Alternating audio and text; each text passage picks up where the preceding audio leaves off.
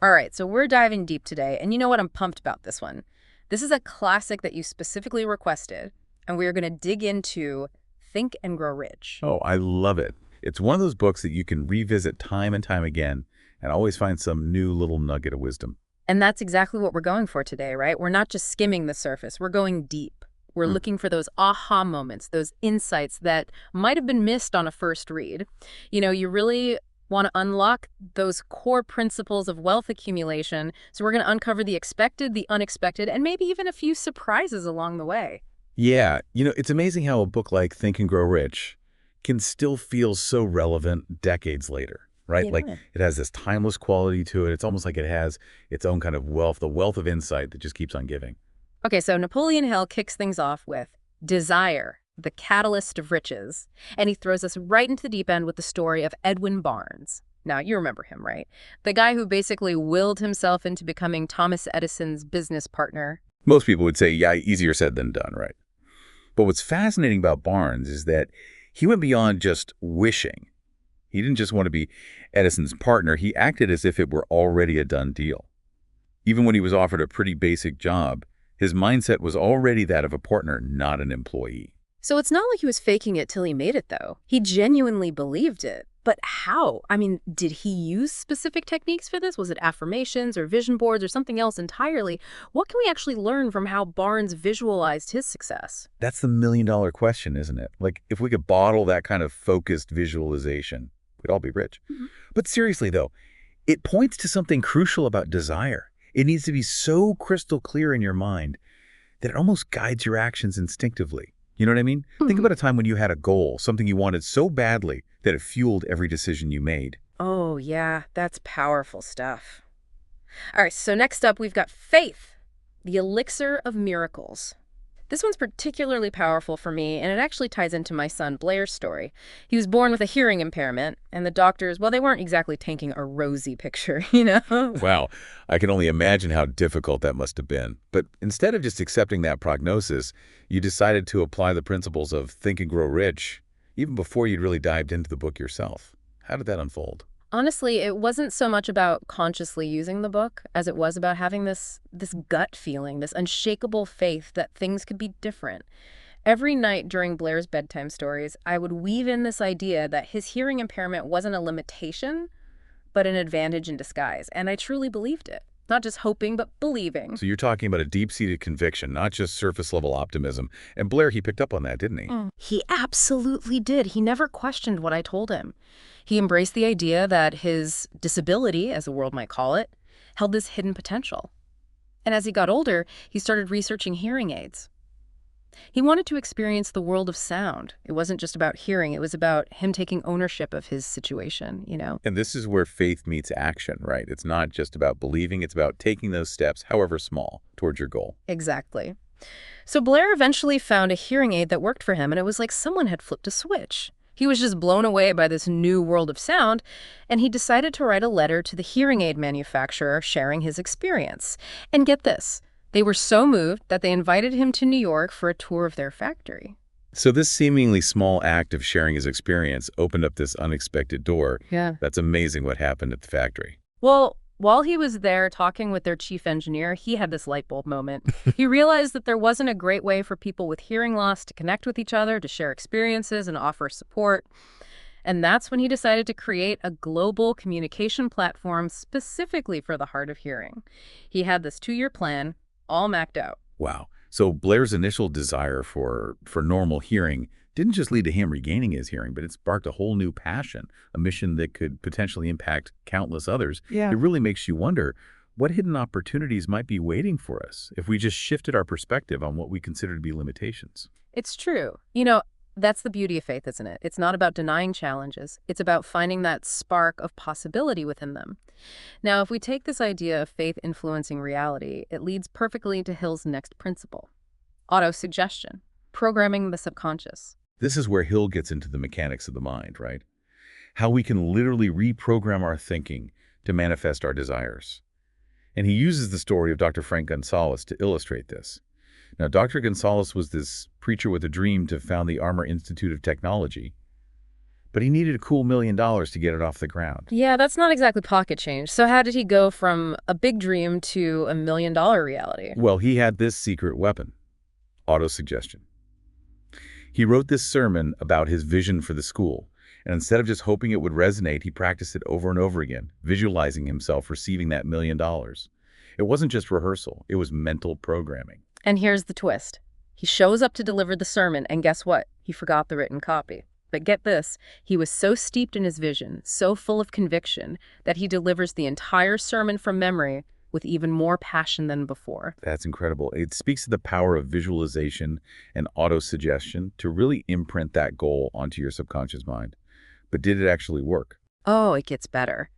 Sitting in the audience was Philip Armour, a wealthy businessman. Armour was so moved by Gonzalez's sermon, by the sheer belief radiating from him, that he approached him afterward and offered him the $1 million right then and there. Talk about faith in action. Mm-hmm. It's such a potent example of how aligning your inner world with your outer goals can yield tangible results. Mm-hmm. It makes me wonder, what are we unconsciously attracting into our lives through our everyday thoughts and self-talk? Are we helping ourselves or hindering ourselves? That's such a good point. We often don't even realize how much power our inner dialogue has. If we're constantly telling ourselves we can't do something, we're basically programming ourselves for failure, right? And on the flip side, if we fill our minds with positive affirmations and a belief in our capabilities, we create a much more fertile ground for success. Speaking of success, Hill's next principle kind of challenges the traditional notion of how we achieve it. He calls it specialized knowledge, going beyond the textbook. What I find fascinating here is that he highlights the importance of continuous learning, but not just any learning.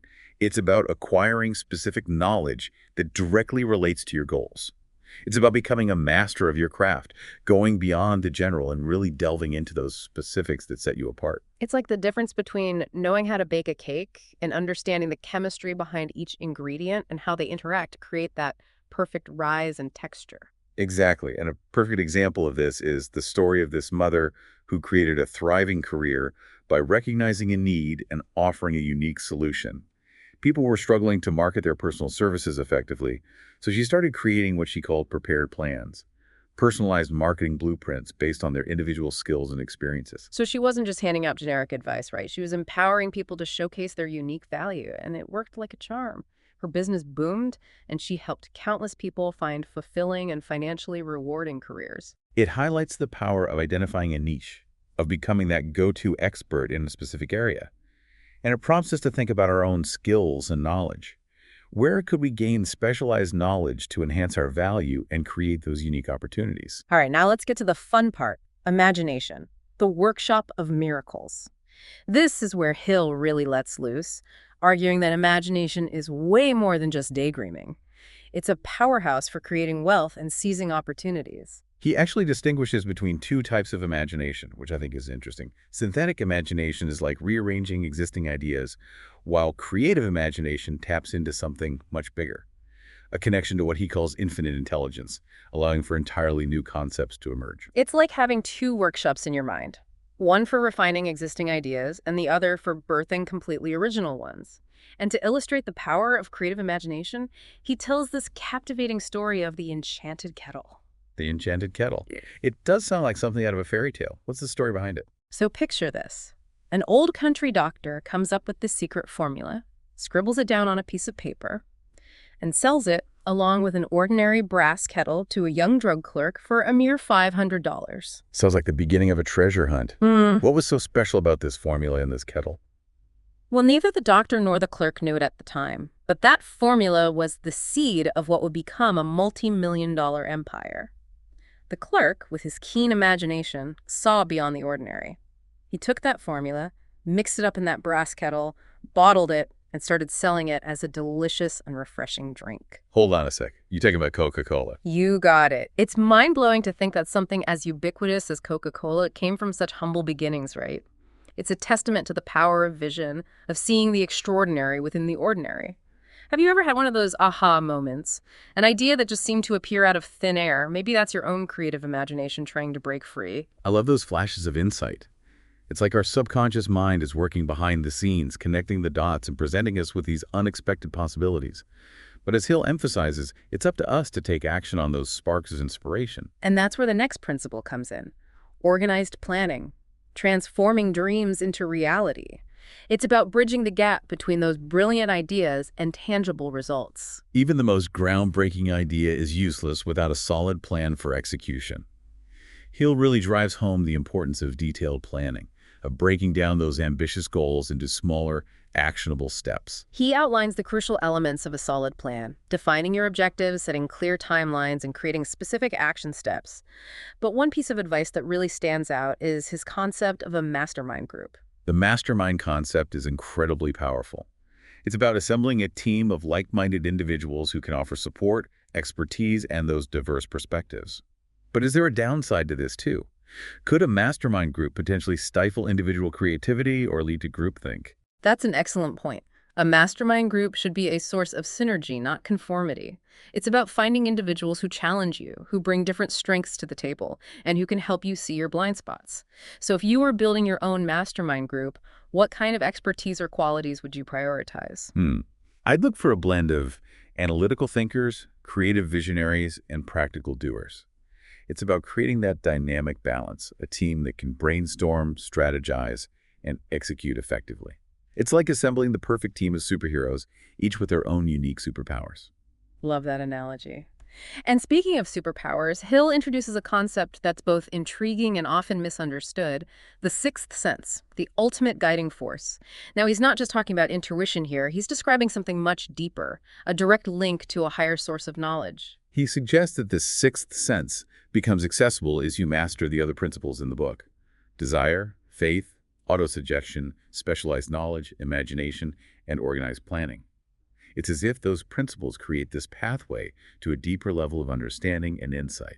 And this one really resonates with me on a personal level. I have this practice I call invisible counselors. Invisible counselors. Okay, that sounds fascinating. Tell me more. So every night, before I drift off to sleep, I have these imaginary meetings with some of history's greatest minds. Emerson, Lincoln, Edison, you name it. I visualize them sitting around a table, and I actually have conversations with them in my mind. Wow. So you're engaging in a form of active imagination, drawing on their wisdom and experiences to gain insights for your own life. But have you ever considered the potential downsides to this? Could it inadvertently reinforce existing biases or limit your thinking? That's a really good point. I definitely had to be mindful of that. The key is to use it as a tool for exploration, not for confirmation bias. It's about asking those challenging questions, seeking diverse perspectives, and being open to those unexpected answers. And it's also important to remember that it's just a practice, not a substitute for real-world action and critical thinking. Right, it's like using a compass to guide you. But you still need to choose the direction and navigate the terrain yourself. Exactly, but sometimes we need that extra push, that inner strength to keep moving forward. And that brings us to a principle that's absolutely crucial for achieving any worthwhile goal: persistence, the indomitable spirit. This is about more than just willpower. It's about that unshakable determination to keep going, even when the going gets tough. Hill emphasizes that persistence is a muscle that can be developed through conscious effort. It's about refusing to give up, even in the face of setbacks and obstacles. He shares some incredible stories of people who achieve success through sheer persistence. Take R.U. Darby, for example. He lost a fortune in a gold mine, but instead of throwing in the towel, he kept digging. Driven by that burning desire, he eventually struck another vein of gold, becoming even wealthier than before. Darby's story is a great reminder that failure isn't the end. It's often just a detour on the road to success. It's about learning from those setbacks, adapting our approach, and continuing to move forward. And then there's Fannie Hurst, a writer who faced countless rejections before achieving literary success. Talk about perseverance. She spent years honing her craft, submitting her work, and facing one rejection after another. But she never lost faith in her ability. Hurst's journey highlights the power of believing in yourself, even when the world seems to be saying otherwise. It's about recognizing that success is often a marathon, not a sprint. Think about a time when you almost gave up on something but persevered. How did that feel? What would you say to someone facing a similar challenge? It's a question worth pondering, because those moments of struggle, those times when we push through despite the urge to quit, are often the crucibles where our character is forged. And speaking of character, Hill's next principle challenges us to think beyond those traditional markers of power and wealth. He calls it power, more than just money. He argues that true power encompasses much more than just financial abundance. It's about organized knowledge, the ability to influence and lead others, and the impact you have on the world around you. A great example of this is Mahatma Gandhi. He didn't possess wealth or an army, but he had something far more powerful: a clear vision, an unwavering belief in his cause, and the ability to inspire millions of people to unite behind a common goal. Gandhi's story is a testament to the idea that true power lies not in dominating others, but in empowering them. It's about connecting with people, inspiring action, and creating meaningful change. It makes me think, where do we want to exert our influence? What knowledge or skills can we cultivate to make a positive impact? Those are powerful questions to consider, because true power isn't about titles or possessions. It's about the legacy we leave behind, the lives we touch, and the difference we make in the world. Now, before we can fully step into our power, Hill argues that we need to confront and conquer our fears. He dedicates an entire chapter to what he calls the 6 ghosts of fear, those sneaky mental barriers that can hold us back from achieving our dreams. These fears are universal, but they manifest differently for each individual. Hill suggests that by shining a light on these fears, we can take away their power and move forward with confidence. So let's unmask these 6 ghosts, shall we?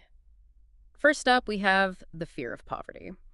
And as we touched upon earlier, it's not just about lacking money, it's that deeper fear of scarcity, of not having enough resources to survive and thrive. This fear can be especially intense during times of economic uncertainty. We're constantly bombarded with messages of lack and instability, which can amplify those feelings of insecurity. And Hill warns that this fear of poverty can become a self-fulfilling prophecy. If we're constantly fixated on what we don't have, we're inadvertently attracting more lack into our lives. It's about consciously shifting our mindset from scarcity to abundance, from dwelling on what's missing to appreciating what we already have. And it's about taking action to create more of what we desire. Because fear can paralyze us, but action is the antidote. Next up is a fear that can be a real creativity killer, the fear of criticism. It's that nagging voice in our heads that whispers, "You're not good enough, people will judge you," or "just play it safe and don't put yourself out there." This fear often stems from our deep-seated need for approval. We want to be liked, accepted, and validated by others. But Hill argues that this need for constant approval can trap us, preventing us from expressing our true selves and pursuing our dreams authentically. He encourages us to trust our gut, to recognize that not everyone will understand or appreciate our vision, and to release that desperate need to please everyone. It's about having the courage to be ourselves, even if it means ruffling a few feathers along the way. True success often requires us to step outside those comfortable boxes, to challenge the status quo, and to embrace the possibility of failure. And that's where the fear of criticism can really hold us back if we let it. Now let's talk about the fear of ill health. This one can be heightened by the constant stream of negative news about diseases, the marketing tactics of pharmaceutical companies, and even our own past experiences with illness or injury. It's a natural human fear. We all want to be healthy and avoid suffering. But Hill cautions against becoming so consumed by this fear that it actually weakens our immune systems and makes us more susceptible to illness. It's about finding that sweet spot between taking care of our physical health and maintaining a positive mental attitude. Because, let's face it, our thoughts and emotions have a powerful impact on our physical well-being. Absolutely. Yeah. And Hill's next fear, the fear of loss of love, taps into that primal need for connection and belonging. This fear can manifest as jealousy, possessiveness, and that constant craving for reassurance.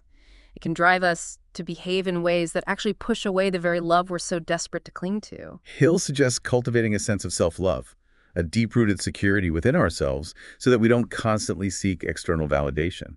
It's about trusting our partners, giving them the space to be themselves, and focusing on building a relationship based on mutual respect, understanding, and genuine connection. Now, the fear of old age is one that many people grapple with, especially as retirement looms on the horizon. It's often intertwined with fears of declining health, financial insecurity, and that dreaded feeling of irrelevance. Yeah, our society often worships youth, which can create a sense of dread around aging. Hill challenges us to flip the script and see aging not as a decline, but as a time of wisdom, experience, and fresh opportunities. He argues that we can age gracefully and joyfully by embracing a growth mindset, staying active, pursuing our passions, and continuing to contribute to the world in meaningful ways. It's about recognizing that age is just a number, and that we have the power to choose how we experience each stage of life. And then there's the big one, the fear of death, the ultimate unknown, the great mystery that awaits us all.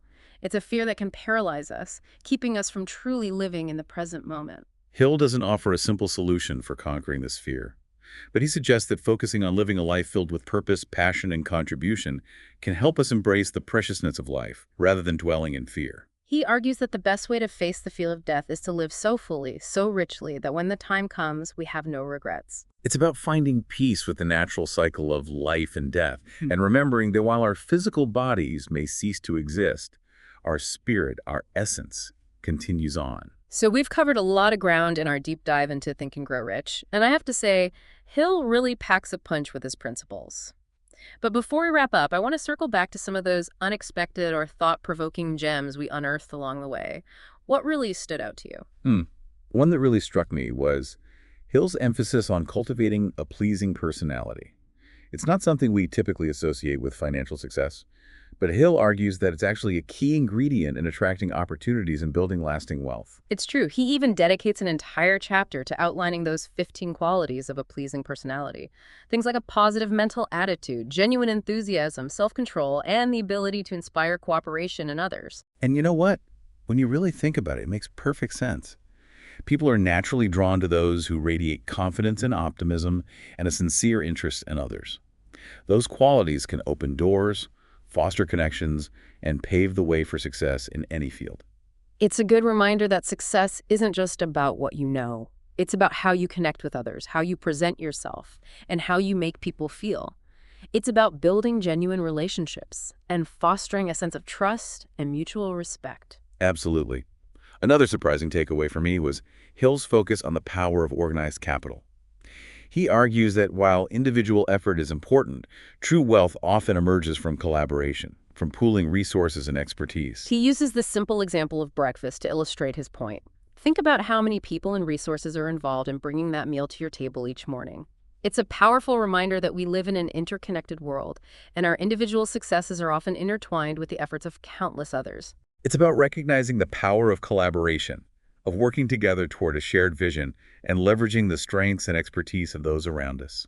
Now, before we sign off, I'd love to hear your final thought for our listeners, something that expands on those core themes of Think and Grow Rich and inspires further reflection. Revisiting Think and Grow Rich with you today brought a key realization to the forefront for me. It's not just about checking off specific goals, but about becoming the kind of person who attracts success naturally. It's about cultivating a mindset of abundance, embracing possibility and nurturing an unwavering belief in your own potential. It's about taking ownership of your thoughts, beliefs, and actions, and remembering that success is not a finish line, but an ongoing journey of growth, learning, and evolution. Beautifully said. And as you continue exploring Think and Grow Rich, I encourage you to embrace that journey. Experiment with the principles and discover what resonates most deeply with your own unique path. There's no one-size-fits-all formula for success.